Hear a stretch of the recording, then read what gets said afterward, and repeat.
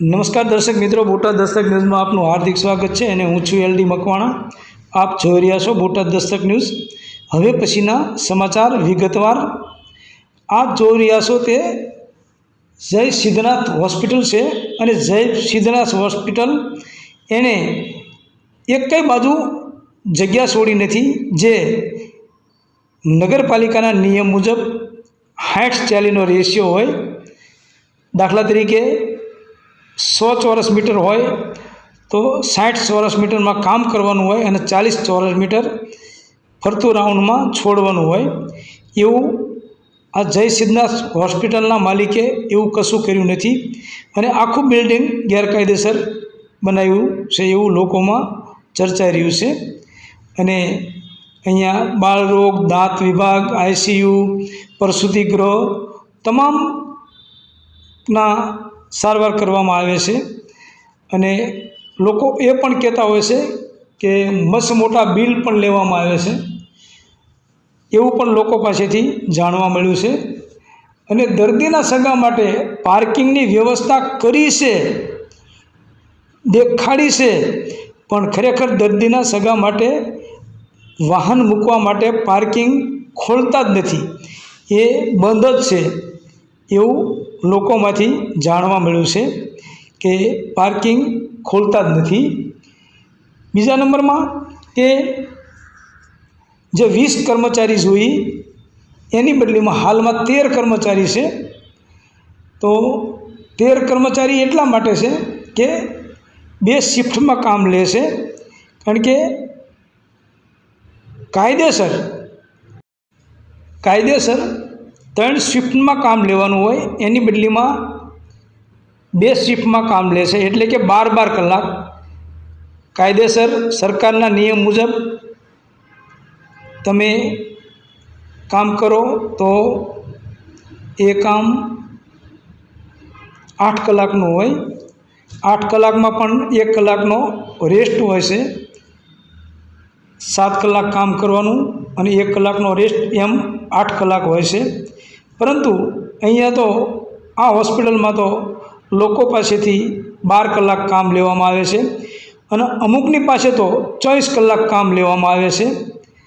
તો ખરેખર આ હોસ્પિટલમાં લોકો કહે છે કે ઘણું બધું ગેરકાયદેસર ચાલે છે એવું લોકોમાંથી જાણવા મળ્યું છે। અને બીજા પણ હોસ્પિટલો ઘણા એવા છે કે જે અંધાધૂંધ અને લોકો પાસેથી લૂંટ ચલાવતા હોય એવા ઘણા હોસ્પિટલ આ જય સિદ્ધનાથ જેવા જ છે। એ પણ લોકોના ધ્યાનમાં છે અને લોકો ઘણા મારી પાસે ફરિયાદ કરવા આવે છે।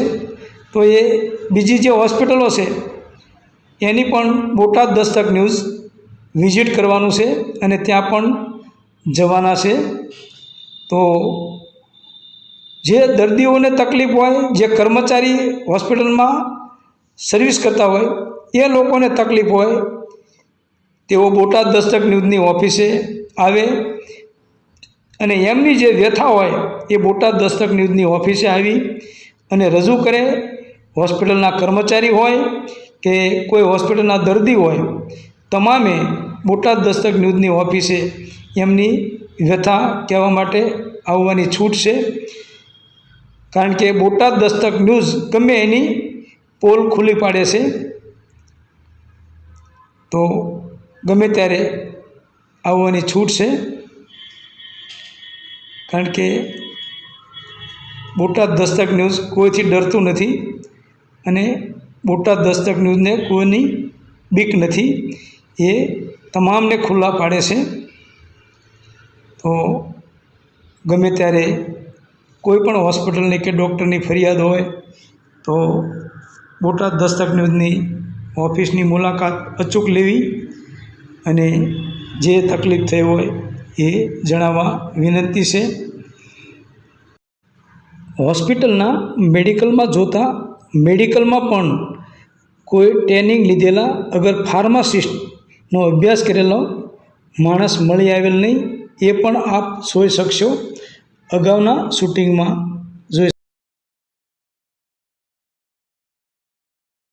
હવે પછી હું આગળ જે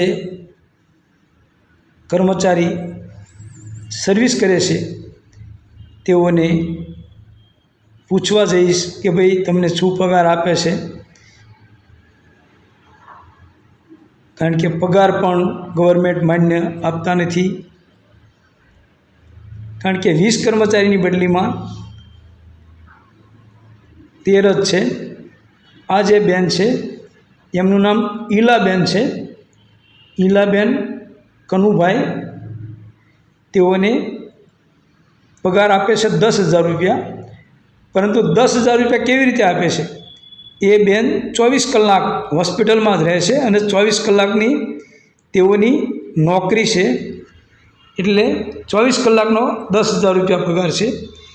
એ હું આપને એમના મુખેથી સંભળાવવા જઈશ. આપ એમના મુખેથી સાંભળશો તો આપને ખ્યાલ આવશે, અને એ બેનને તમે સાંભળો બરાબર. હું આપને બેનને સંભળાવવા જઈશ. બસ પગાર પગાર મને 10,000 આપે. 10,000 સાચું? 10,000 આપો. હા હા, અમે જે અમે જ ચર્યા છે, જે અમે જ ચર્યા છે 2 મહિના થયા. નામ તમારું? ઈલાબેન કનુભાઈ. ક્યાં? ઈલાબેન કનુભાઈ. લીલાબેન? હા, ઈલા. ઈલાબેન કનુભાઈ. હવે આ જે બેન છે એ બેનનું નામ છે સંગીતાબેન પરવીણભાઈ, જેઓને 6,000 રૂપિયા પગાર આપે છે માસિક, અને તેઓની પાસેથી કામ લેશે 12 કલાક. તો એ પણ એમના મુખેથી સાંભળો. ડેન્ટલના છે. તમને કેટલો પગાર આપે? મને 6,000.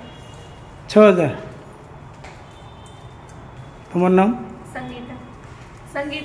સંગીતાબેન પ્રવીણભાઈ. હવે આ બેન જે છે તેઓનું નામ છે મીનાક્ષીબેન જગદીશભાઈ. તેઓને પગાર આપે છે 8,000 રૂપિયા, અને એ પણ 12 કલાક નોકરી કરે છે. એ પણ એમના મુખેથી સાંભળો. 8,000 પગાર આપે છે. તમારું નામ? મીનાક્ષીબેન જગદીશભાઈ.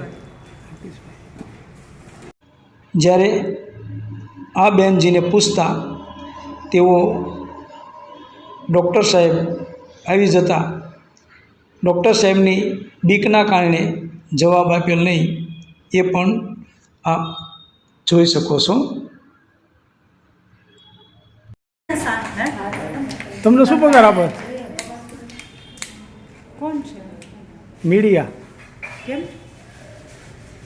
તમને શું પગાર આપે? મીડિયા પણ કેમ આવ્યા છે? બોટાદ મીડિયાવાળા તો ગમે ના જાય. વાંધો નહીં, નીચે હવ